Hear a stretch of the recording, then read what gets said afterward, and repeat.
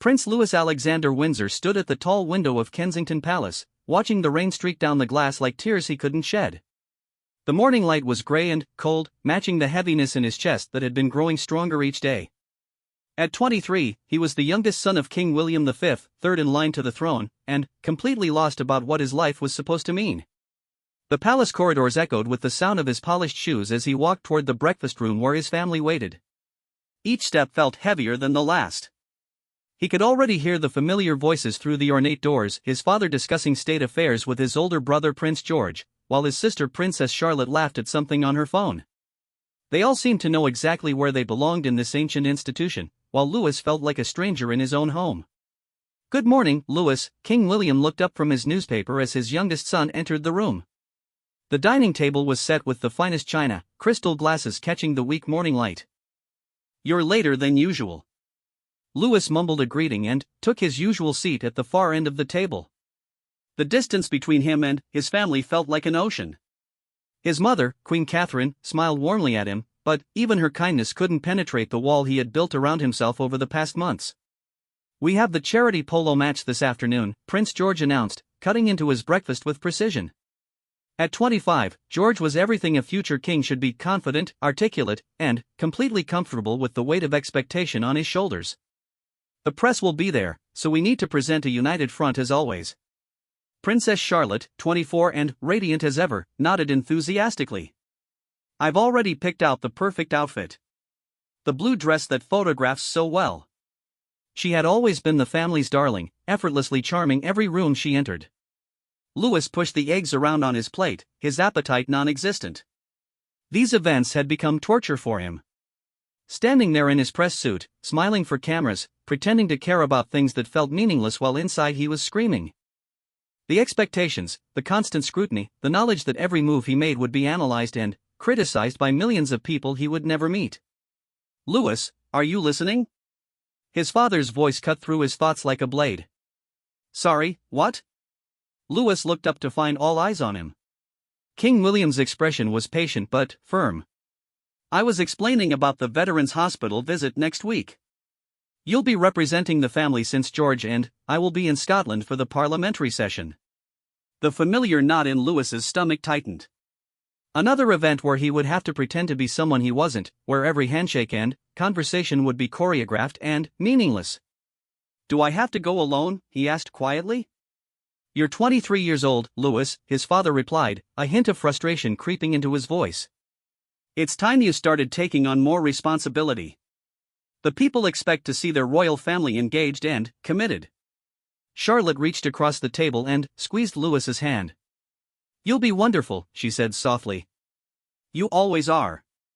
But Louis didn't feel wonderful. He felt like he was drowning in a life that had been chosen for him before he was even born. Every morning he woke up in rooms filled with priceless art and furniture that had been there for centuries, surrounded by staff who called him "Your Royal Highness" and treated him like he was made of glass. Yet he had never felt more fragile or more alone. After breakfast, Louis escaped to the palace gardens. The rain had stopped, but the air was still heavy with moisture.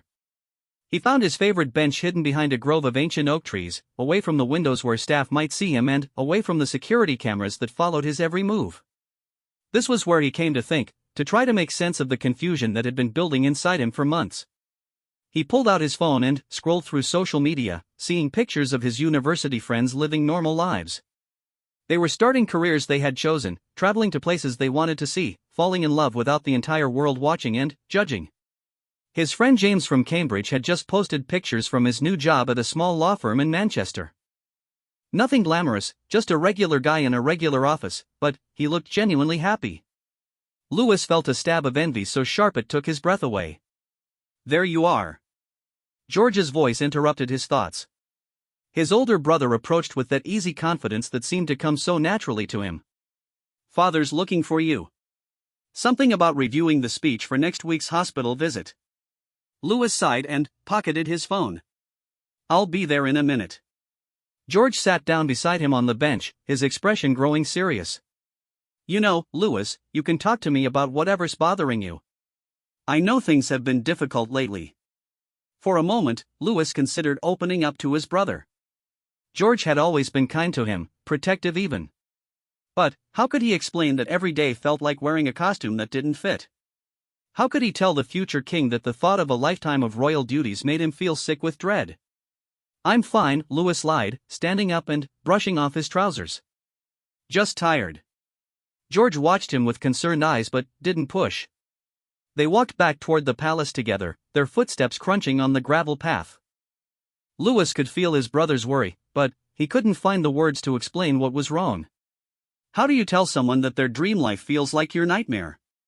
The rest of the day passed in a blur of meetings and preparations. Louis sat through briefings about the charity polo match, nodded at the right moments during conversations about public appearances, and tried to ignore the growing panic in his chest. His private secretary, a kind older woman named Mrs. Henderson, went over his schedule for the coming weeks. Hospital visits, school openings, dinner galas, and endless parade of obligations that stretched out before him like a prison sentence. "Your Royal Highness seems distracted today," Mrs. Henderson observed gently as they finished reviewing his calendar. Louis looked up from the papers scattered across his desk. "I'm sorry. I have a lot on my mind." She studied his face with the practiced eye of someone who had worked with the royal family for decades. "If I may say so, sir, you seem troubled for some time now. Is there anything I can help with?" Her kindness almost broke him. Mrs. Henderson had been his secretary since he turned 18, and she had always treated him with a warmth that went beyond professional duty. She reminded him of his grandmother, who had been the only person in the family who truly understood his gentle nature. "I just wonder sometimes if this is all there is," Louis said quietly, the words escaping before he could stop them. Mrs. Henderson's expression softened.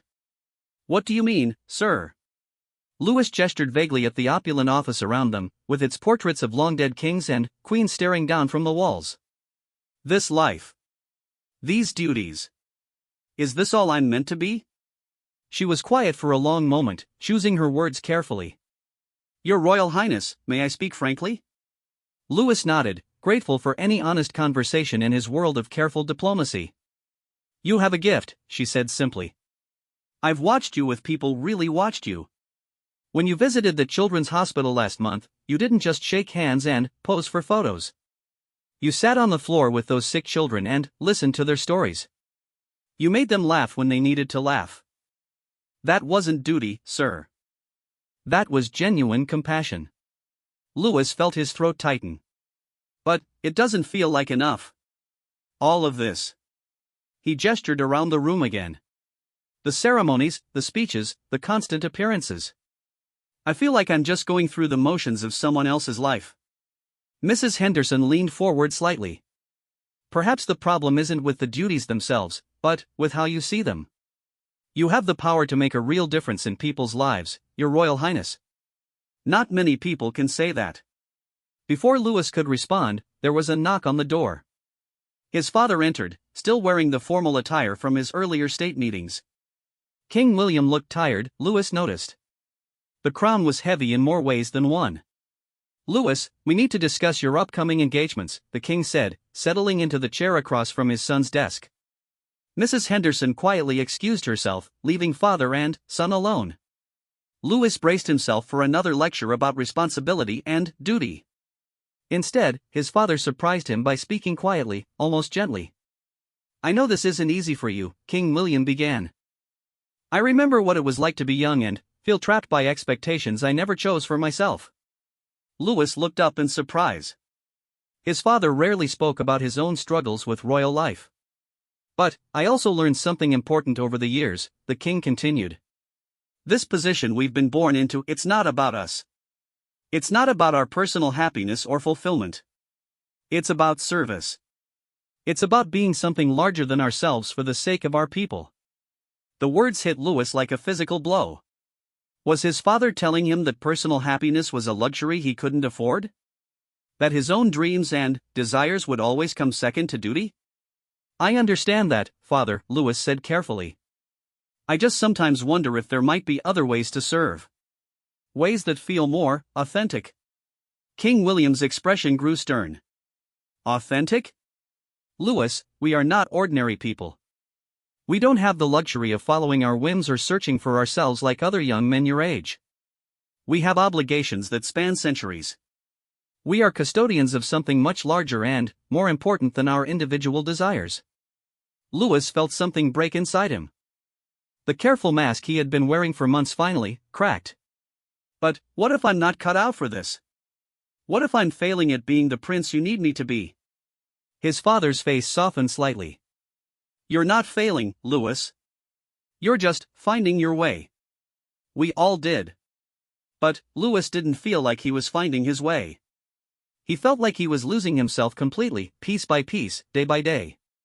The conversation ended with his father's gentle but firm reminder about the charity polo match that afternoon, and Louis was left alone in his office with the weight of disappointment and expectation pressing down on him like a physical force.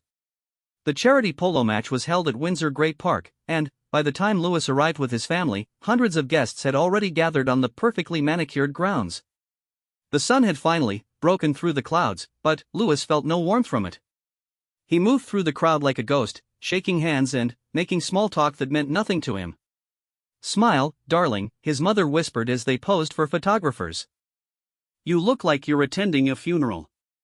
Louis tried to arrange his features into something resembling happiness, but he could feel the falseness of it. Around him, his family worked the crowd with practiced ease. George discussed polo strategy with former players, Charlotte charmed a group of wealthy donors, and his parents moved gracefully from one conversation to the next, never missing a beat. During the match itself, Louis found himself studying the faces in the crowd. These were some of the wealthiest people in Britain, gathered together to raise money for charity while sipping champagne and placing bets on horses. The cause was worthy funding for disadvantaged youth programs, but the whole event felt hollow to him. They could have raised the same amount of money with a simple bank transfer, but instead they needed this elaborate performance, this spectacle of privilege dressed up as philanthropy. "Ladies and gentlemen," the announcer's voice boomed across the field as the match concluded. "We're honored to have members of the royal family here today to present the awards." Louis's stomach dropped. He had forgotten about the presentation ceremony. As the crowd gathered around the winner's podium, he felt the familiar surge of panic that had been plaguing him for months. All those eyes on him, all those cameras recording every gesture and expression. King William stepped forward first, speaking eloquently about the importance of supporting young people and giving back to the community. His words were polished and perfect, delivered with the confidence of someone who had been giving speeches since childhood. George followed, adding his own remarks about the power of sport to bring people together. Then, it was Louis's turn. He approached the microphone on unsteady legs, looking out at the sea of expectant faces. These people had come to see their prince, to witness the spectacle of royalty up close. They wanted him to be charming and gracious, to fulfill their fantasy of what a prince should be. But, standing there in the afternoon sunshine, with hundreds of people watching and waiting, Louis felt completely empty. The words he was supposed to say, the carefully prepared remarks about charity and community, seemed meaningless in his mouth. The silence stretched on longer than it should have. People began to shift uncomfortably. Louis could see his father's face in the crowd, confusion and concern replacing his usual composed expression. Finally, Louis leaned toward the microphone and spoke the only words that felt true to him in that moment. "I'm sorry," he said quietly. "I can't do this anymore." The crowd erupted in confused murmurs. Cameras flashed frantically as photographers realized they were witnessing something unprecedented. Louis stepped back from the podium, his heart pounding so hard he thought it might burst. He looked at his family, seeing shock and disappointment written across their faces. His mother had gone pale, while Charlotte looked like she might cry. George seemed frozen in place, as if he couldn't process what had just happened. But it was his father's expression that cut the deepest. King William's face showed not anger, but a kind of devastated bewilderment, as if his youngest son had just announced he was abandoning the family entirely. Security personnel quickly stepped in to escort the royal family away from the crowd, but Louis could hear the buzz of excitement and speculation following them. By tomorrow, his moment of breakdown would be front-page news around the world. As they reached the privacy of the royal pavilion, Louis finally allowed himself to feel the full weight of what he had just done. He had humiliated his family in front of hundreds of people and countless cameras. He had failed in the most public way possible. What on earth was that? King William demanded, his composure finally cracking. "Louis, what were you thinking?" But Louis couldn't answer because he hadn't been thinking at all. He had simply reached the end of his ability to pretend, to perform, to be someone he wasn't. Standing there surrounded by his family, he had never felt more alone or more lost. The ride back to Kensington Palace passed in tense silence. Louis stared out the window at the countryside rushing past, knowing that his life had just changed forever. There would be consequences for what he had done, ramifications he couldn't even imagine yet. When they finally arrived at the palace, staff members quickly dispersed to begin damage control. Press secretaries would be working through the night to craft statements and manage the crisis Louis had created. The family gathered in the king's private study, where the real reckoning would begin. "Sit down, Louis," his father said quietly, his voice containing a mixture of disappointment and worry that made Louis's chest ache. As he took his seat in the familiar room where he had received so many lectures over the years, Louis realized that he had crossed a line from which there might be no return. The boy who had walked into that polo match was gone, replaced by someone who had publicly rejected everything the royal family represented. The room was silent except for the ticking of the antique clock on the mantelpiece, counting down the seconds until Louis would have to face the consequences of finally telling the truth. The silence in King William's study stretched for what felt like an eternity. Louis sat rigidly in the leather armchair, his hands clasped tightly in his lap, while his family processed what had just happened at the polo match. The weight of their stares felt crushing, but somehow liberating too. For the first time in months, he had spoken his truth, even if the consequences terrified him. Queen Catherine was the first to break the silence. She moved to sit beside Louis on the small sofa, her maternal instincts overriding protocol. "Darling, what's been troubling you? This isn't like you at all." Louis looked into his mother's kind eyes and felt his carefully constructed walls beginning to crumble. She had always been his safe harbor in the storm of royal expectations, the one person who seemed to love him for who he was rather than what he represented. "I don't know how to be what everyone wants me to be," he whispered, his voice barely audible. "Every day I wake up and put on this mask, and I'm terrified that one day I'll forget what my real face looks like underneath." King William leaned forward in his chair, his expression a mixture of concern and frustration. "Louis, being royal isn't about being yourself. It's about being what the people need you to be. What the institution needs you to be." "But what if what they need is destroying me?" Louis asked, finally, meeting his father's gaze. "What if I'm not strong enough for this life?" George, who had been standing silently by the window, turned around with a pained expression. "Louis, you're stronger than you think. I've seen how people respond to you. Children light up when you visit their schools. Veterans open up to you in ways they don't with other officials. You have something special. Then, why do I feel so empty all the time?" Louis's voice cracked with emotion. "Why does every royal engagement feel like I'm dying a little inside?" Princess Charlotte, who had been crying quietly since they arrived back at the palace, finally spoke up. "Because you care too much," she said softly. "You feel everything so deeply, and this life, it requires you to keep so much at arm's length." The truth in her words hit Louis like a physical blow. She understood. His sister, who seemed to navigate royal life with such ease, actually understood the pain he had been carrying. "When I was 16, Charlotte continued, I had a complete breakdown after a state dinner. I locked myself in my room for 3 days and refused to come out. I told Mother I wanted to run away and become a teacher in some small village where no one knew who I was." Louis stared at his sister in shock. He had never known about this crisis. Charlotte had always seemed so perfectly suited to their life, so naturally regal. "What changed?" he asked quietly. Charlotte smiled sadly. "Mother helped me understand that I could use my position to actually become a teacher, in a way. The literacy programs I run now, the schools I visit, I get to educate and inspire young people, but on a much larger scale than I ever could have as an ordinary teacher." Queen Catherine nodded. Charlotte found a way to align her authentic self with her royal duties.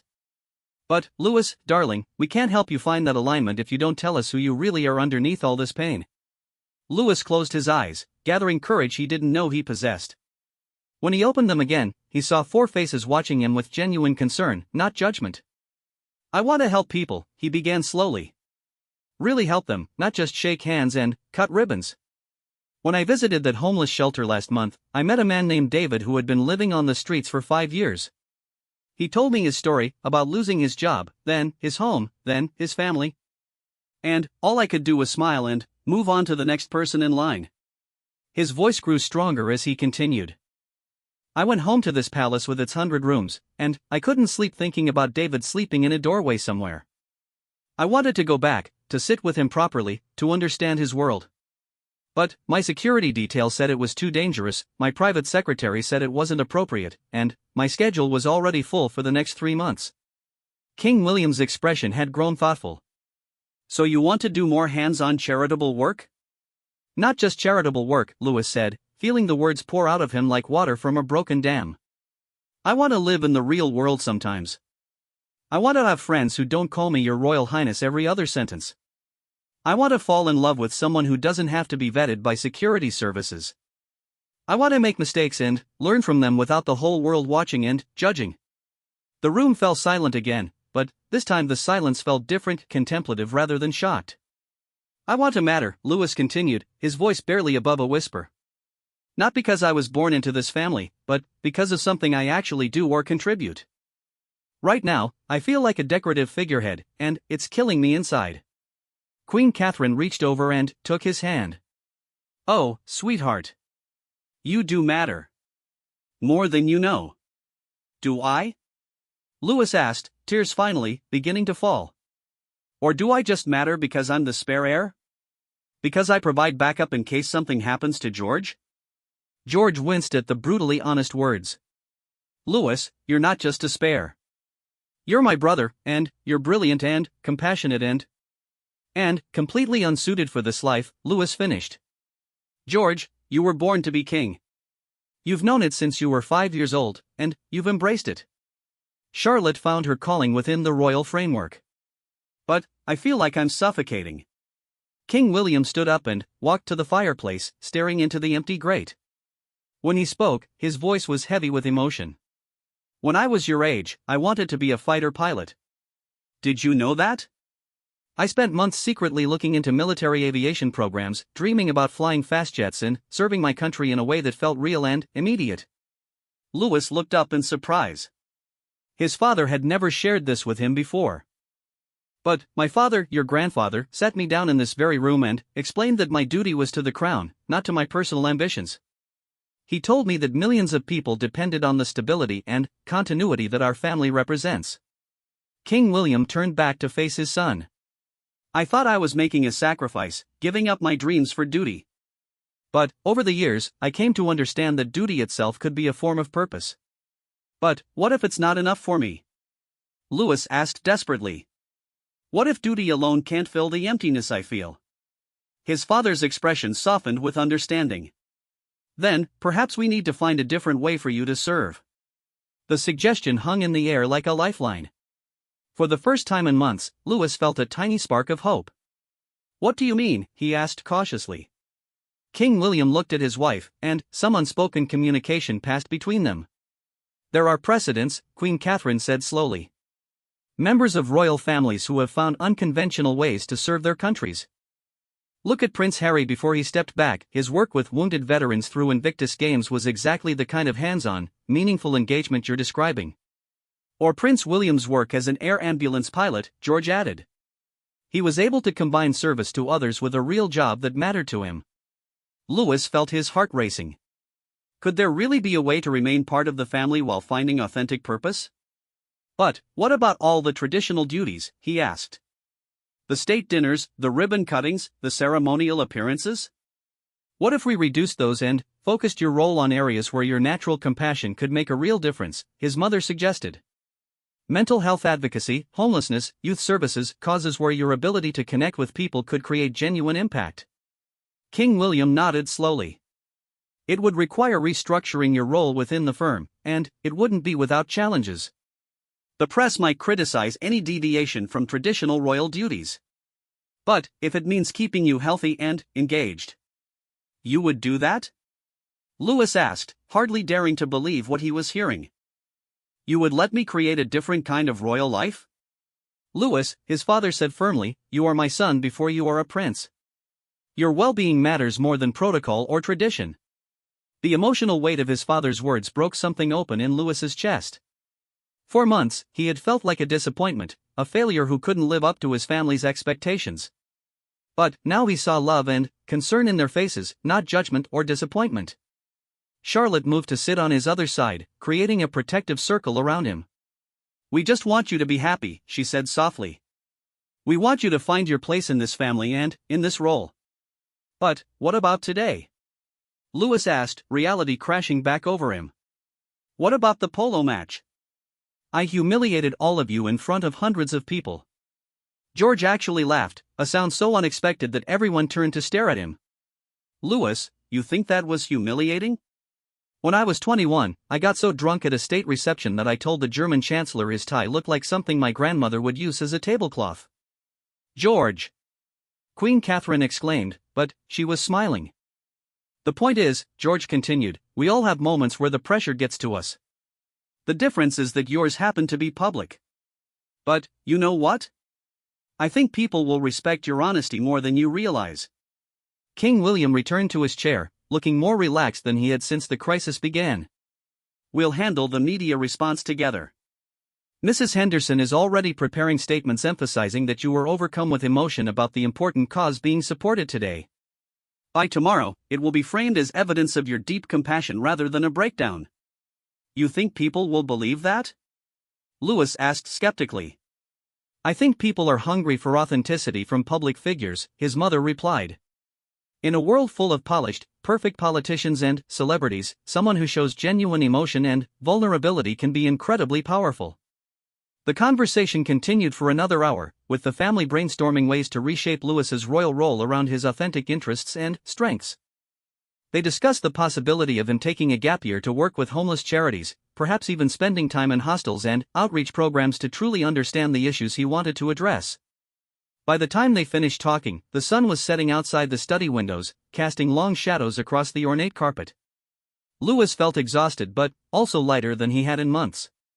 For the first time since his crisis began, he could imagine a future that didn't feel like a prison sentence. "There's something else," Louis said as they prepared to leave the study. "I've been seeing someone." The words dropped into the conversation like a stone into still water. His family turned to stare at him with expressions of surprise and curiosity. "Seeing someone?" his mother asked gently. "Why didn't you tell us?" Louis felt heat rise in his cheeks. "Because she's not what you would expect for a royal girlfriend. She's not from an aristocratic family or a carefully vetted social circle. She's real and normal and wonderful, and I was terrified that bringing her into this world would destroy what we have." "Tell us about her," Charlotte said with genuine interest. "Her name is Emma," Louis said, and just speaking her name made him smile for the first time all day. "She's a social worker in East London. She helps families in crisis, works with children who've been removed from dangerous homes. She has no idea how to curtsy or which fork to use for the fish course, and she doesn't care. When she looks at me, she sees Louis, not Prince Louis." "How did you meet her?" George asked, his tone curious rather than judgmental. "At that youth center in Hackney I visited 6 months ago. She was working there, and she was the only person who didn't treat me like visiting royalty. She actually challenged me on some of the policies I was promoting, told me they wouldn't work in the real world. I was so impressed by her passion and knowledge that I asked if I could come back and learn more." Queen Catherine smiled warmly. "And you've been secretly dating a social worker for 6 months?" "We've been carefully dating," Louis corrected. "Meeting in quiet places, taking long walks in parks where the paparazzi don't usually go. She knows who I am, but she's never asked for anything or tried to use our relationship for any kind of gain. She just sees me." "Does she know about your struggles?" King William asked. Louis nodded. "She's the only person I've been completely honest with. She listened when I told her how trapped I felt, and she never tried to fix me or tell me what I should do. She just understood." "She sounds wonderful," Queen Catherine said sincerely. "When can we meet her?" The question caught Louis off guard. "You want to meet her?" "Of course we do," Charlotte said. "If she makes you happy, if she's been helping you through this difficult time, then we want to know her." Louis felt tears threatening again, but this time they were tears of relief and gratitude. "She'll be terrified," he said with a laugh. "She grew up in a council flat in Tower Hamlets. The idea of having dinner at Kensington Palace might send her running. Then, we'll meet her somewhere she feels comfortable, his father said simply. Louis, if this young woman has been a positive force in your life, then, she's already earned our respect. As the family finally dispersed from the study, each heading to their own quarters to process the events of the day, Louis felt like he was walking on air. The crushing weight that had been pressing down on him for months had lifted, replaced by something that felt almost like optimism. He immediately texted Emma, asking if they could meet that evening. Her response came back within minutes, of course. Your usual thinking bench in Hyde Park? I'll bring tea. An hour later, Louis found himself sitting on their favorite secluded bench with Emma curled up beside him, her warm presence more comforting than any palace luxury. He told her everything, the breakdown at the polo match, the conversation with his family, their willingness to reshape his royal role around his authentic self. I'm so proud of you, Emma said when he finished speaking. It took incredible courage to finally tell them the truth. I was so scared, Louis admitted. I thought they would be disappointed in me, maybe even angry. Emma turned to face him fully. Louis, anyone who truly loves you wants you to be happy and healthy. Your family proved that today. They want to meet you, he said suddenly. Actually meet you, not just acknowledge that you exist. Emma's eyes widened in alarm. Oh God. Really? Your parents? The king and queen? Louis laughed at her expression. They're just people, Emma. Complicated, sometimes difficult people, but people nonetheless. And they can see how much better I am when I'm with you. I don't know anything about royal protocol, Emma said nervously. What if I embarrass you? Impossible, Louis said firmly, taking her hands in his. You're the most genuine person I know. Just be yourself, that's all they want to see. They sat together in comfortable silence as darkness fell around them, the lights of London twinkling in the distance. For the first time in months, Louis felt like he could breathe freely. The future was uncertain, and there would undoubtedly be challenges ahead as they worked to reshape his royal role. But, for the first time, those challenges felt like opportunities rather than obstacles. Whatever happens next, Emma said softly, we'll face it together. Louis squeezed her hand, feeling more grounded and hopeful than he had in years. Tomorrow would bring new conversations with his family about the practical details of restructuring his royal duties. There would be media management and public relations challenges to navigate. But tonight, sitting in the peaceful darkness with the woman he loved beside him, anything seemed possible. 3 weeks after the polo match incident, Prince Louis found himself standing outside a small community centre in East London, wearing jeans and a simple sweater instead of his usual formal attire. The building was nothing like the grand venues he typically visited, no red carpets, no formal reception lines, no carefully choreographed photo opportunities. Just a worn brick building with cheerful children's drawings taped to the windows and the sound of laughter echoing from inside. Emma stood beside him, her hand gently squeezing his arm in encouragement. Ready for this? She asked softly. Louis nodded, though his heart was racing. This wasn't an official royal engagement, it was the first step in the new path his family had helped him chart. For the next 6 months, he would be working directly with homeless services and youth programs, learning from the ground up what it really meant to help people in crisis. Remember, Emma said as they approached the entrance, these kids have seen it all. They don't care about titles or fancy clothes. They just want someone who genuinely cares about their stories. The community center served young people who had aged out of the foster care system, many of whom were struggling with homelessness, addiction, or mental health issues. Louis had specifically requested to work here after learning about their innovative approach to youth services, but he was nervous about whether he could make a real contribution beyond his royal status. Inside, the center director, an energetic woman named Sarah Collins, greeted them warmly. Sarah was in her 40s, with graying hair pulled back in a practical ponytail and the kind of direct gaze that suggested she had no patience for pretense. Your Royal Highness, she began formally, then caught herself with a smile. Sorry, Louis. We agreed on first names only, didn't we? Please, just Louis, he replied, grateful for her casual approach. Thank you for allowing me to work with your team. Sarah led them through the center, explaining the various programs they offered. There was a computer lab where young people could develop job skills, a small kitchen where they learned to cook healthy meals on a budget, and a counseling suite where trained social workers helped them navigate the complex challenges of transitioning to independent adulthood. Most of our kids have experienced trauma, Sarah explained as they walked. Many have been through multiple foster placements, some have experienced abuse or neglect.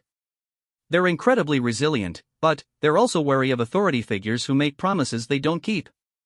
Lewis felt a familiar knot of anxiety in his stomach. What if he couldn't connect with these young people? What if they saw through any attempt at authenticity and recognized him as just another privileged outsider playing at understanding their world? Their first stop was the common room, where about 15 young people between the ages of 16 and 21 were gathered for their weekly group meeting. Lewis noticed immediately how they looked at him when he entered, not with the deference he was accustomed to, but with curious suspicion. "Everyone, I'd like you to meet Lewis," Sarah announced. "He's going to be working with us for the next few months, learning about our programs and, hopefully, contributing to our work." A young man with multiple tattoos and a guarded expression looked Lewis up and down skeptically. "You that Prince bloke who had a meltdown at some posh horse thing?" he asked bluntly. Lewis felt heat rise in his cheeks, but Emma's presence beside him gave him courage. "Yes, that was me," he admitted. "I was struggling with some personal issues, and I handled it badly." "Fair enough," the young man replied with a shrug. "Name's Marcus. I've had plenty of meltdowns myself, though mine never made the newspapers." A few other kids laughed, and Lewis felt some of the tension in the room ease. Over the next hour, he listened as group members shared updates about their lives. There was Jade, 19, who was working 2 part-time jobs while studying for her A-levels, determined to be the first person in her family to attend university. David, 18, had been living in a hostel for 6 months after his foster placement broke down, but he'd just been accepted into an apprenticeship program with a local plumbing company. Each story was a reminder of how much these young people had overcome and how hard they were working to build stable lives despite enormous challenges. Lewis found himself genuinely moved by their resilience and determination. "What about you, Lewis?" Marcus asked suddenly. "What's your story? I mean, besides the obvious royal bit." Lewis hesitated, and used to being asked such a direct personal question. In his royal role, conversations were typically guided by careful protocols and pre-approved topics. "I guess I'm trying to figure out how to use whatever advantages I have to actually help people," he said honestly. "For most of my life, I felt like I was just going through the motions of caring without really understanding what people need." Jade leaned forward with interest. "So you want to do real work instead of just cutting ribbons and shaking hands?" "Exactly," Lewis replied, surprised by how good it felt to be so direct. "I want to understand what actually makes a difference in people's lives." "Well, you're in the right place for that," David said with a wry smile. "Nothing fake survives very long around here." After the group meeting, Sarah assigned Lewis to shadow Emma for the rest of the day. Emma's work involved conducting home visits to families in crisis, assessing children's safety, and connecting families with support services. Lewis had known intellectually what social workers did, but he had never witnessed it firsthand.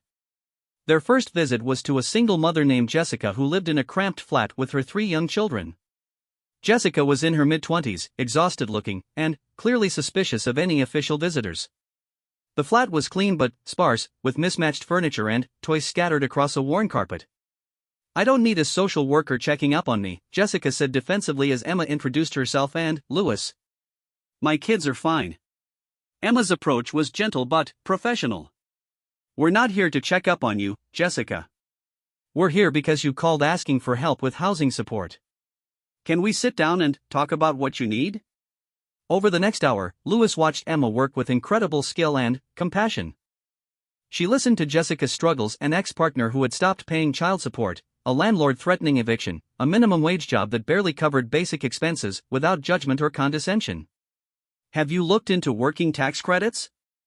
Emma asked, pulling out a folder of information.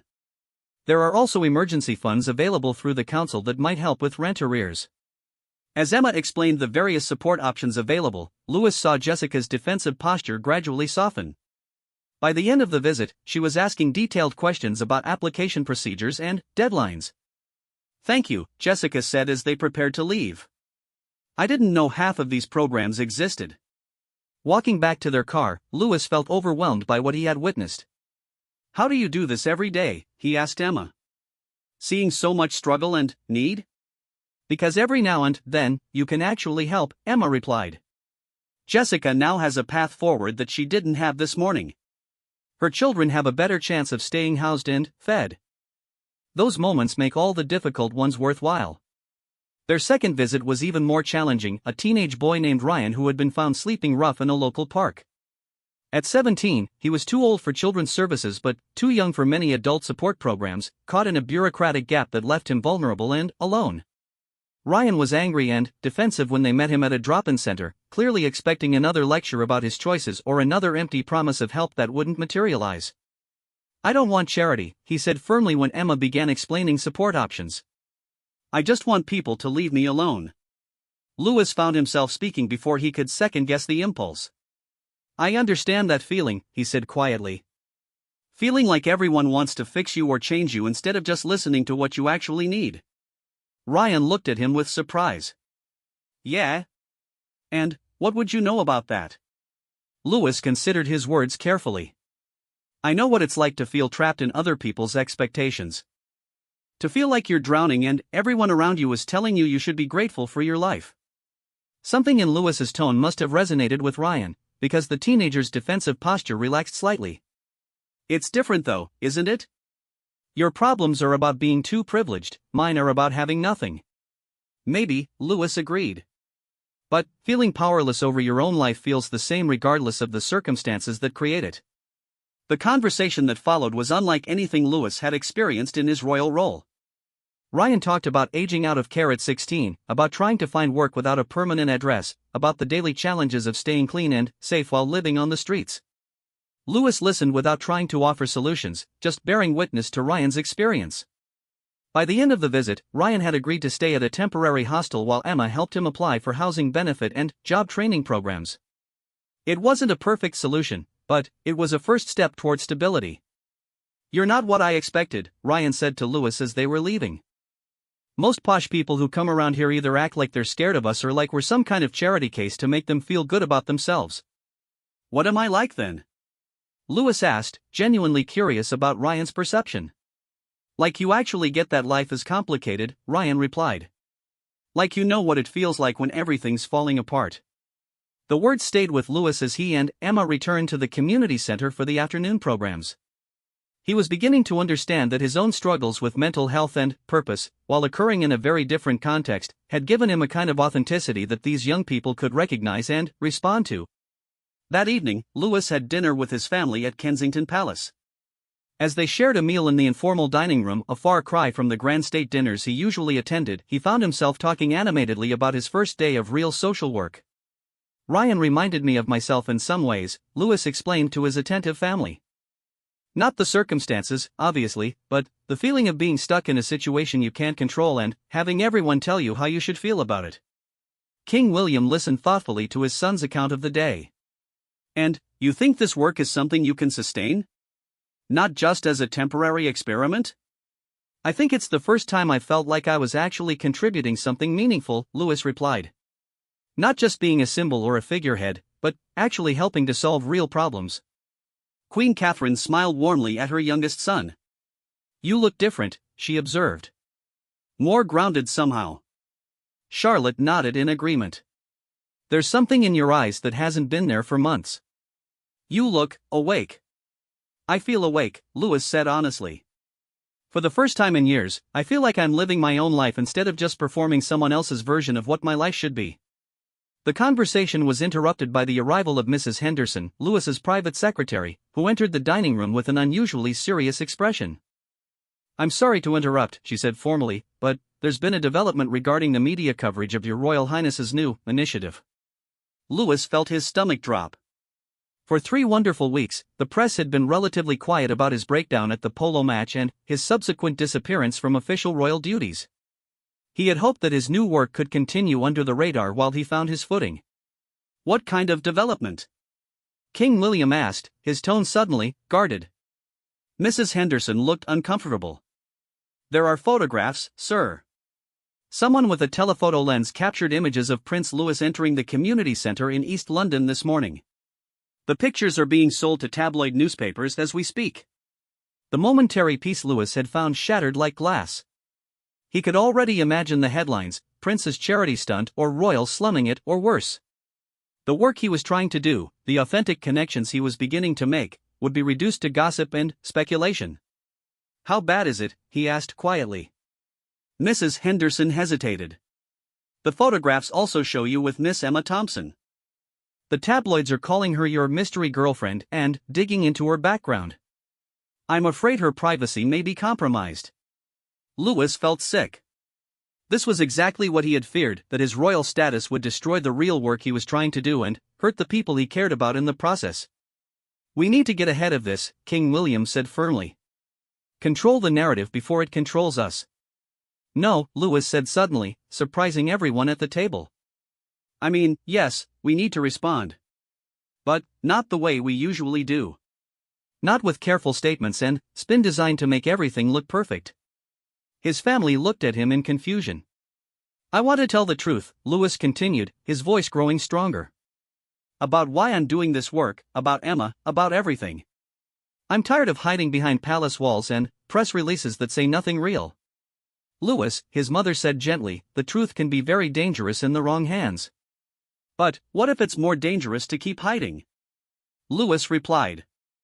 What if people could actually understand and support what I'm trying to do if we trusted them with the real story? The room fell silent as his family considered this radical departure from royal media strategy. In their world, privacy was protection, and authenticity was a luxury they could rarely afford. What exactly are you proposing? King William asked carefully.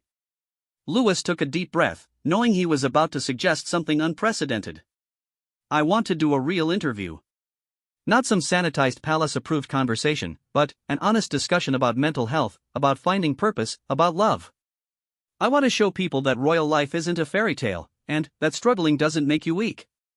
The suggestion hung in the air like a challenge to everything the royal family had always stood for. Louis looked around the table at the faces of the people he loved most in the world, hoping they would understand that transparency might be their greatest strength rather than their greatest vulnerability. 2 months later, Prince Louis sat in the elegant drawing room at Kensington Palace, facing veteran BBC journalist Sarah Montague across a small coffee table. The cameras were rolling, and he could feel the weight of millions of viewers who would watch this unprecedented royal interview. But, instead of the familiar panic that usually accompanied public appearances, Louis felt surprisingly calm. Beside him on the sofa sat Emma, her hand resting gently in his. She looked beautiful but nervous in the simple blue dress Charlotte had helped her choose.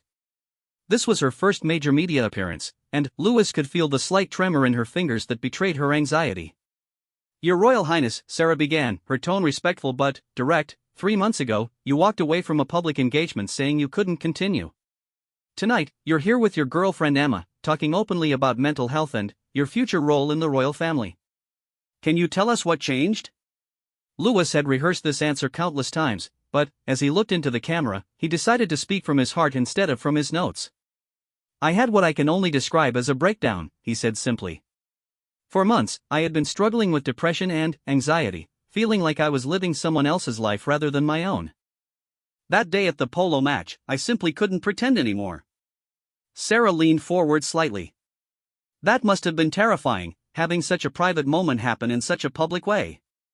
It was, Louis acknowledged. But, in some ways, it was also liberating. For the first time in my life, I had told the truth about how I was feeling, even if I did it in the worst possible way. Emma squeezed his hand encouragingly as Sarah turned to her. Emma, you're not from a traditional royal background. What was your reaction when you learned about Louis's struggles? Emma's voice was steady despite her nervousness. I was heartbroken for him, she said. I work with young people in crisis every day, and I recognized the signs of someone who was drowning. But I also saw his strength, his genuine desire to help people, and I wanted to support him in finding a way forward. How did you two meet? Sarah asked, and Louis was grateful for the softer question that allowed Emma to relax slightly. I was working at a youth center in East London when Louis visited as part of his royal duties, Emma explained. I was probably a bit rude to him, actually. I challenged some of the government policies he was promoting, told him they wouldn't work in practice. Louis laughed, remembering that first encounter. She was the only person who treated me like a real person rather than a royal title. I was so impressed by her knowledge and passion that I asked if I could come back and learn more. And that led to a romantic relationship? Sarah probed gently. It led to friendship first, Louis said. Emma helped me understand that there were ways to use my position to create real change, not just symbolic gestures. Gradually, I realized I was falling in love with someone who saw the best in me while also holding me accountable. Sarah nodded thoughtfully. Emma, what's it been like dating a member of the royal family? Emma considered her words carefully. The hardest part has been watching Louis struggle with feeling trapped by expectations that don't fit who he really is, she said. I fell in love with someone who was incredibly compassionate and genuine, but the royal role seemed to require him to hide those qualities behind protocol and formality. Which brings us to the changes you've made to your royal duties, Louis, Sarah said, turning back to the prince. You've stepped back from traditional engagements to focus on frontline social work. How has that been received within the royal family? Louis felt a wave of gratitude as he thought about his family's support. My family has been incredibly understanding and supportive, he said. They recognized that I needed to find my own path within the institution. My father, in particular, has shown me that there are many ways to serve, not just one prescribed formula. Can you tell us about the work you're doing now? Louis's face lit up as he began describing his experiences at the community center and with the homeless services. I've been working directly with young people who have aged out of care, learning about the practical challenges they face in transitioning to independent living. I've also been training as a mental health first aid responder, because I've seen firsthand how mental health issues intersect with homelessness and social exclusion. This is quite different from ribbon-cutting ceremonies, Sarah observed with a slight smile. Completely different, Louis agreed. But it's the first time I've felt like I was making a real contribution. These young people have taught me more about resilience and hope than I ever learned in palace briefing rooms. Sarah's expression grew more serious. There has been some criticism that this represents a departure from traditional royal duties. How do you respond to those who say you're abandoning your responsibilities? Louis had expected this question and had thought deeply about his response. I would argue that my responsibilities as a member of the royal family include using my platform and privileges to serve others effectively. If traditional approaches aren't working for me or the people I'm trying to help, then surely adapting and evolving is the responsible thing to do. Emma, you've been joining Louis in some of this work. What have you observed about his impact? Emma's professional experience gave her confidence to answer this question. Louis has a unique ability to connect with people who are often overlooked or dismissed by society, she said. The young people we work with respond to his authenticity. They can tell that he genuinely cares about their stories and isn't just there for a photo opportunity. Can you give us a specific example? Sarah asked. Louis and Emma exchanged a look, and Louis nodded for her to continue. There's a young man named Ryan who we met when he was sleeping rough, Emma explained. He's been through multiple foster placements and had completely lost trust in authority figures. But Louis spent hours just listening to his story without trying to offer quick fixes or empty reassurance. Ryan is now in stable housing and starting a training program, but more importantly, he's begun to believe that his life has value. That must be incredibly rewarding, Sarah observed. It is, Louis said, his voice full of emotion. But it's also humbling. These young people have faced challenges I can barely imagine, yet they continue to fight for better lives. They've taught me that privilege isn't just about having advantages, it's about using those advantages responsibly. Sarah shifted in her chair, preparing for her next line of questioning. Let's talk about the future. Emma, there's obviously speculation about marriage and your potential role within the royal family. How do you feel about that possibility? Louis felt Emma's hand tighten in his as she answered with characteristic honesty. It's terrifying, if I'm being completely honest, she said with a nervous laugh. I grew up in a council flat in Tower Hamlets. The idea of royal protocols and state dinners is completely foreign to me. But I love Louis, and if that's part of being with him, then I'll learn. And, Louis, how important is it to you that Emma be accepted by the royal family and the public? Emma has already been accepted by the people who matter most to me, Louis replied firmly. My family loves her because they can see how happy she makes me and how much she challenges me to be better. As for the public, I hope they'll judge her on her character and her work rather than her background. Speaking of your family, how have they adapted to these changes in your role? Louis smiled as he thought about recent family dinners where Emma now felt comfortable enough to playfully argue with George about social policy. They've been incredible. My brother George has started visiting the community center to understand the work better. My sister Charlotte is exploring ways to incorporate more grassroots engagement into her own royal duties. And my parents have shown me that love sometimes means letting go of your expectations and supporting someone in finding their own path. Sarah nodded approvingly. That brings us to mental health, which you've been speaking about openly tonight. Why was it important to you to discuss your struggles publicly? Because shame thrives in secrecy, Lewis said simply. I spent months feeling like I was failing at being royal, like there was something fundamentally wrong with me for struggling with a life that looks privileged from the outside. But mental health issues don't discriminate based on social class or circumstances. What would you say to young people who might be watching and struggling with similar feelings? Lewis looked directly into the camera, speaking with an intensity that had been missing from his previous public appearances. I would tell them that feeling lost or struggling to find your place in the world doesn't make you weak or broken. Sometimes the path to finding yourself requires you to disappoint other people's expectations. That's okay. Your mental health and authentic happiness matter more than living up to someone else's vision of what your life should look like. Emma added softly, and I would tell them that asking for help is a sign of strength, not weakness. Whether it's from family, friends, or professional counselors, support is available. What's next for both of you? Sarah asked as the interview began to wind down. Lewis exchanged a meaningful look with Emma. We're committed to expanding the youth outreach programs we've been working with. I'm also exploring the possibility of establishing a foundation focused on the intersection of mental health and social housing. And, personally? Sarah pressed gently. Emma blushed slightly as Lewis answered with a smile. We're taking things one day at a time. Our relationship has grown stronger through working together toward shared goals. Whatever the future holds, we want to face it as partners in both love and service. As the cameras stopped rolling and the interview equipment was packed away, Lewis felt a profound sense of relief and accomplishment. For the first time in his royal life, he had presented his authentic self to the world without apology or artifice. The response to the interview was overwhelming. Within hours of broadcast, social media was flooded with supportive messages from young people sharing their own mental health struggles. The community center where Lewis worked received hundreds of offers from volunteers wanting to get involved. Mental health charities reported increased calls to their support lines from people inspired to seek help. But, perhaps most meaningfully, the interview opened doors for deeper conversations within the royal family itself. King William appeared on a follow-up program discussing the evolution of royal duties in the modern era.